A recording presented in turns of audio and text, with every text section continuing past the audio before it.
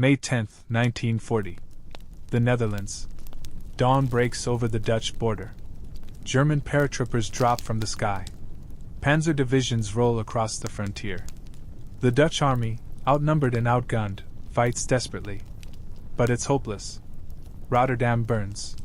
The Dutch government flees to London. 5 days later, the Netherlands surrenders. Amsterdam falls under German occupation. The city that had been a haven for centuries, a place where Jews found refuge from persecution, where tolerance was written into the national character, becomes a prison. The Nazis are in control. And they have plans. Systematic plans? Detailed plans? Plans for every Jew in the city. Amsterdam's Jewish population numbered approximately 80,000 in 1940, one of the largest Jewish communities in Western Europe. Sephardic Jews whose ancestors fled the Spanish Inquisition. Ashkenazi Jews who had built lives over generations. Refugees who had escaped Nazi Germany itself, thinking the Netherlands would be safe. They were wrong. The occupation began with registration. Every Jew had to register. Name, address, occupation, assets. The Nazis compiled lists. Detailed lists. Comprehensive lists. These lists would determine who lived and who died. The registration seemed bureaucratic. Harmless. Just paperwork. But it was the first step toward genocide. Then came the Yellow Star. Jews were required to wear a yellow Star of David with the word, Jud, printed in the center. The star marked them. Isolated them. Made them targets. They couldn't enter parks. They couldn't use public transportation. They couldn't shop during regular hours. Their children were expelled from schools. Their businesses were confiscated. Their lives were systematically destroyed. The next step was deportation. Beginning in July 1942, the Nazis began systematic roundups. Jews were ordered to report to the Holland Schouwburg, a theater converted into a deportation center. From there, they were sent to Westerbork, a transit camp in the eastern Netherlands. From Westerbork, trains carried them to Auschwitz, to Sobibor, to other extermination camps. The process was methodical, relentless, efficient. But within this system of death, within this bureaucratic machine designed to exterminate an entire people, one man found a way to subvert it. One German official, working inside the Nazi administration, discovered loopholes, exploited ambiguities, used the system's own obsession with racial classification against itself. His name was Hans-Georg Calmeyer, and he would save thousands of lives. Hans-Georg Calmeyer was born on June 23, 1903, in Osnabrück, Germany. He studied law, became a lawyer, joined the Nazi Party in 1933, likely out of career necessity rather than ideological conviction. When Germany occupied the Netherlands, Calmeyer was assigned to The Hague. His job, head of the Department for the Investigation of Racial Questions. He was responsible for determining who was Jewish and who wasn't. This position gave Calmeyer extraordinary power. The Nazis were obsessed with racial purity. They needed to classify everyone. Jewish, half-Jewish, quarter-Jewish, Aryan. These classifications determined everything. Who could work? Who could own property? Who would be deported? Who would be killed? Calmeyer's department reviewed cases where someone's racial status was disputed, where documents were unclear, where ancestry was ambiguous. Calmeyer understood the system. He understood how Nazi bureaucracy worked, how officials in Berlin needed documentation, how they relied on paperwork, how delays and confusion could save lives.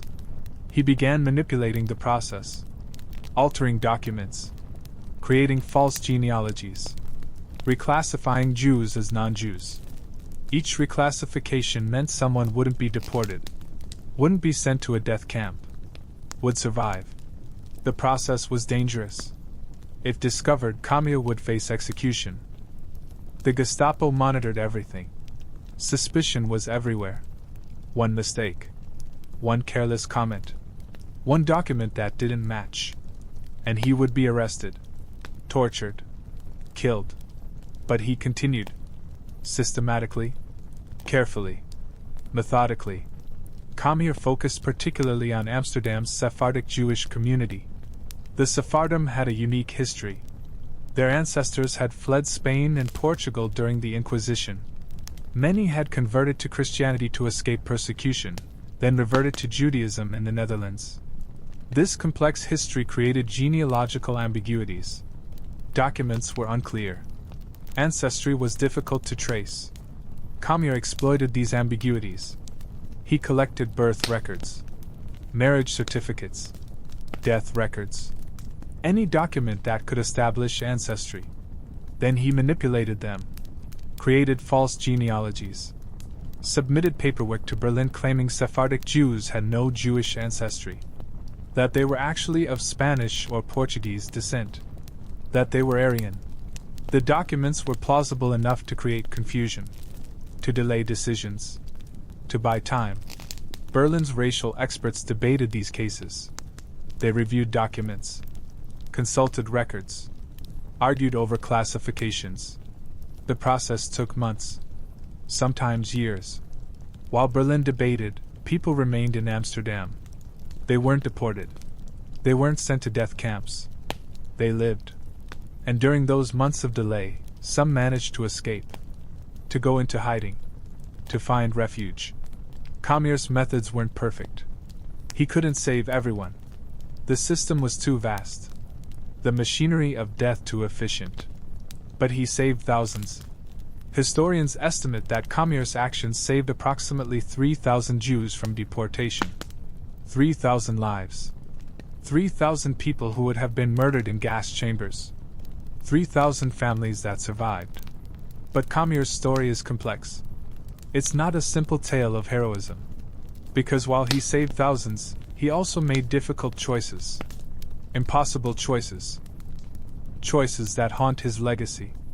In some cases, to maintain his cover, to continue his work, he had to send people to their deaths. He had to approve deportations. He had to sign documents that condemned people. Historians estimate he may have been involved in sending approximately 500 people to death camps. 500 deaths to save 3,000 lives. The mathematics of moral compromise. This aspect of Calmeyer's story is controversial. Some survivors have questioned his actions, wondered why he couldn't save more, why he had to make those choices. These questions don't have easy answers.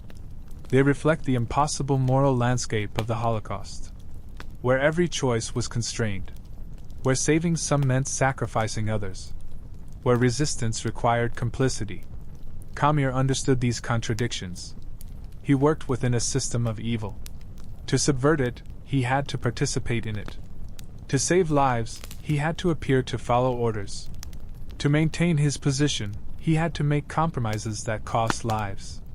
These were the impossible calculations of resistance within totalitarianism. The Sephardic community of Amsterdam numbered approximately 4,300 people when the war began. By 1945, about 4,000 had survived. An astonishing survival rate of over 90%. Compare that to Amsterdam's overall Jewish population, where approximately 75% were murdered. The Sephardic survival rate was exceptional. And Calmeyer's bureaucratic manipulations played a crucial role. But Calmeyer didn't work alone. He collaborated with others. Dutch resistance members who provided false documents. Jewish community leaders who supplied information. Clerks and administrators who looked the other way. The resistance to genocide was a collective effort. Calmeyer was one part of a larger network of people who refused to accept the inevitability of mass murder. The work was dangerous. The Gestapo was suspicious. They monitored Calmeyer's department, reviewed his decisions, investigated cases that seemed questionable. Calmeyer had to be careful, precise. He couldn't save everyone who came to him. He had to choose, to prioritize, to make strategic decisions about who he could help and who he couldn't. He developed criteria. Sephardic Jews with ambiguous ancestry were his primary focus. Cases where documents could be plausibly manipulated. situations where delays would be most effective. He couldn't help everyone, but he helped as many as he could, within the constraints of a system designed to kill. The bureaucratic delays Calmeyer created were crucial. Each delay meant weeks or months of additional life. Time for people to go into hiding, to escape, to find refuge. The Dutch resistance used this time to organize hiding places, to create false identities, to smuggle people out of the country. Calmeyer's delays created opportunities that others exploited. Some of those Calmeyer helped went into hiding. The Dutch resistance organized an extensive network of hiding places. Families took in Jewish children. Farmers hid people in barns. Clergy provided sanctuary. This network saved approximately 25,000 Dutch Jews. Calmeyer's bureaucratic manipulations helped create the time and space for this network to function. Others escaped the Netherlands entirely. They crossed borders, reached neutral countries, found refuge in Switzerland, in Spain, in other places beyond Nazi control. Calmeyer's delays gave them time to organize these escapes, to obtain false documents, to make arrangements. Time was the most precious resource, and Calmeyer provided it. But the system was closing in. By 1943, the Nazis were accelerating deportations. The machinery of death was operating at full capacity. Trains left Westerbork regularly. Thousands of people were being murdered every day. Calmeyer's delays became more difficult to maintain. Berlin was demanding faster decisions. The pressure was increasing. In 1944, the situation became even more desperate. The Nazis knew the war was turning against them. They accelerated the final solution, wanted to complete the extermination before they lost. Deportations increased. The system became more ruthless. Calmeyer's ability to create delays diminished. But he continued, as long as he could, as long as his position allowed. The complexity of Calmeyer's position is illustrated by a specific case. In 1943, a Jewish woman came to Calmeyer's office. She had documents showing ambiguous ancestry. Calmeyer could have helped her, could have reclassified her, but he didn't. He sent her case to Berlin with a recommendation for deportation. She was sent to Auschwitz, murdered. Why? Historians have debated this. Some suggest Calmeyer was maintaining his cover, that approving every case would have raised suspicion, that he had to send some people to their deaths to continue saving others. Others question this explanation. Wonder if he could have done more, if he made the wrong choice. The truth is probably more complex. Calmeyer operated in a system where every decision was constrained, where saving some meant appearing to cooperate with the murder of others, where resistance required complicity. These were the impossible moral calculations of the Holocaust. There are no clean answers, only difficult questions. Calmeyer's work continued until the end of the war. As Allied forces advanced, as the Netherlands was liberated, he remained in his position, continued manipulating documents, creating delays, saving lives, until the very end. When the war ended, he was arrested, investigated. The Dutch authorities needed to understand what he had done, whether he was a collaborator or a rescuer. The investigation revealed the complexity of his actions. He had saved thousands, but he had also participated in the system, had sent some to their deaths. The Dutch authorities struggled with how to classify him. Was he a hero? A collaborator? Both? Neither? The categories didn't fit. Eventually, Calmeyer was released. The evidence of his rescue efforts was clear. Thousands of people testified on his behalf. Survivors credited him with saving their lives. The documentation showed his systematic efforts to subvert the deportation system. He was recognized as someone who had worked against the Nazis, even while working within their system. After the war, Calmeyer returned to Germany. He resumed his legal career. But his wartime actions remained controversial. Some survivors questioned his choices, wondered why he couldn't save more, why he had to make compromises. These questions haunted him. He struggled with the moral complexity of what he had done. In 1992, Yad Vashem, Israel's Holocaust Memorial Center, recognized Calmeyer as righteous among the nations. This honor is bestowed on non-Jews who risked their lives to save Jews during the Holocaust. The recognition was controversial. Some objected, pointed to the people Calmeyer had sent to their deaths, questioned whether he deserved the honor. But Yad Vashem's decision reflected a nuanced understanding. Calmeyer had saved thousands. His actions were extraordinary. The compromises he made were the price of operating within a totalitarian system. The recognition acknowledged both his heroism and the complexity of his choices. Calmeyer died in 1972, before Yad Vashem's recognition. He never knew that his actions would be officially honored, that thousands of survivors would credit him with saving their lives, that historians would study his methods, that his story would become part of the history of resistance to the Holocaust. The story of Hans-Georg Calmeyer raises fundamental questions about resistance, about moral choices in impossible circumstances, about the price of saving lives, about the compromises required to work within systems of evil. These questions don't have easy answers, but they're important questions. Questions we need to ask. Questions we need to struggle with. Calmeyer's methods were bureaucratic. He didn't carry a gun, didn't blow up trains, didn't engage in dramatic acts of resistance. Instead, he manipulated paperwork, created delays, exploited ambiguities, used the system's own mechanisms against itself. This was resistance of a different kind. Quiet, methodical, effective. His story also illustrates the importance of individual action. One person, working within a system of mass murder, found ways to subvert it, saved thousands of lives, proved that even within totalitarianism, resistance was possible. That individual choices mattered. That one person could make a difference.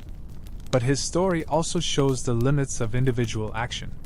He couldn't save everyone. Had to make impossible choices. Had to compromise. Had to participate in evil to fight it. These are the contradictions of resistance. The moral complexities of fighting totalitarianism from within. The Sephardic community of Amsterdam survived the war in remarkable numbers. Approximately 4,000 out of 4,300. This survival rate is extraordinary. It reflects many factors. The community's organization, the Dutch resistance network, the hiding places that were found, the escapes that were arranged, and Calmeyer's bureaucratic manipulations. All of these elements worked together, created opportunities, saved lives. After the war, the Sephardic community rebuilt. Synagogues were restored. Traditions were revived. The community that had been targeted for extermination survived, thrived, continued. This is part of Calmeyer's legacy. The thousands of people who lived, the families that continued, the community that endured. But the story is also about those who didn't survive. The 500 people Calmeyer may have sent to their deaths. The thousands of other Amsterdam Jews who were murdered. The millions who died in the Holocaust. Calmeyer's story is part of a larger tragedy. A reminder of the scale of the genocide. Of the millions who couldn't be saved. The recognition of Calmeyer as righteous among the nations was controversial precisely because his story is complex. It doesn't fit simple narratives of heroism. It involves compromise, difficult choices, moral ambiguity. But perhaps that's why it's important. Because it shows the reality of resistance. The complexity of moral choices. The impossibility of perfect heroism in impossible circumstances. Calmeyer's methods have been studied by historians. His bureaucratic manipulations. His exploitation of Nazi racial obsessions. His creation of delays. These techniques were unique, innovative, effective. They show how resistance can take many forms. How systems can be subverted from within. How paperwork can be weaponized against those who created it. The story also raises questions about complicity. Calmeyer worked within the Nazi system. held a position of authority, made decisions that affected lives. Some of those decisions saved lives. Others cost lives. Was he complicit? Was he a rescuer? The answer is both. And neither. The categories break down. The moral landscape is too complex for simple classification. This complexity is important because it reflects the reality of the Holocaust. Most people weren't pure heroes or pure villains. Most people made choices within constrained circumstances. Some chose to resist. Some chose to collaborate. Some chose to look away. Calmeyer chose to work within the system to subvert it.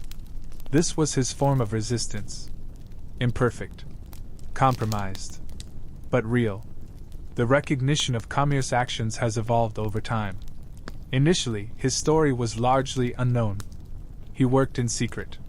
His methods were bureaucratic, not dramatic, not the stuff of heroic narratives. But as historians studied the Holocaust, as survivors told their stories, Calmeyer's role became clearer. His contributions were recognized. His complexity was acknowledged. Today, Calmeyer's story is part of the history of the Holocaust. It's taught, studied, debated. It raises important questions about resistance, about moral choices, about the price of saving lives. These questions don't have easy answers, but they're questions we need to ask. Questions that help us understand the complexity of the Holocaust, the impossibility of simple moral categories, the reality of resistance within totalitarianism. The story of Hans-Georg Calmeyer is a reminder that heroism takes many forms, that resistance can be quiet, methodical, bureaucratic, that saving lives doesn't always require dramatic action.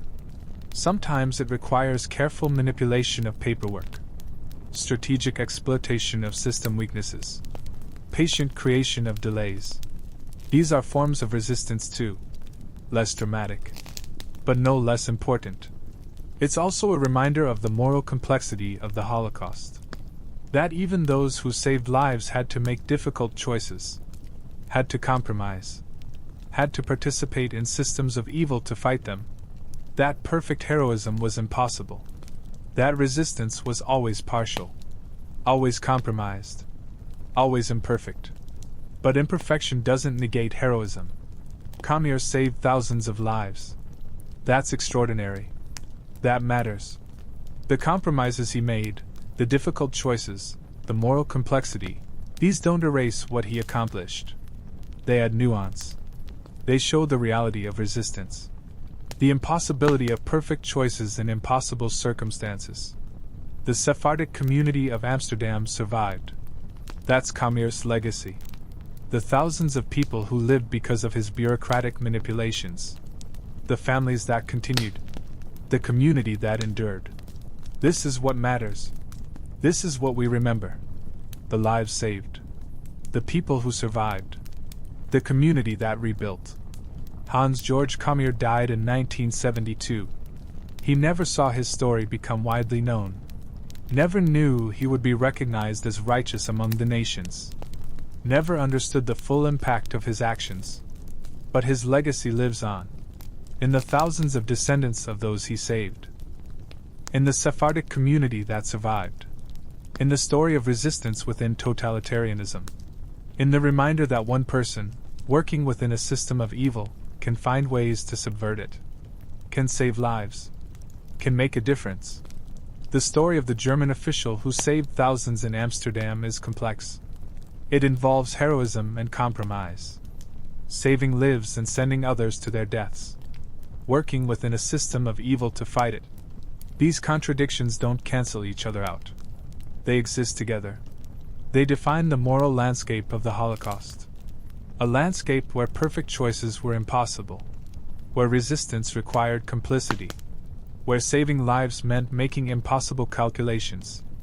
But in the end, what matters is that thousands of people survived, that families continued, that a community endured, that one man, working within a system designed to kill, found ways to save, found ways to resist, found ways to make a difference, however imperfect, however compromised, however complex, he saved lives. And that's what we remember. That's what matters. That's his legacy. The forgotten hero of Amsterdam. The German official who manipulated paperwork to save thousands. The man who worked within the system to subvert it. The rescuer who had to compromise. The hero whose story is complex. This is Hans-Georg Calmeyer. And this is his story. A story of resistance. Of moral complexity. Of lives saved. A story that reminds us that heroism takes many forms. That resistance can be quiet. That one person can make a difference. Even within systems of total evil. Even when perfect choices are impossible. Even when heroism is compromised. It still matters. It still counts. It still saves lives.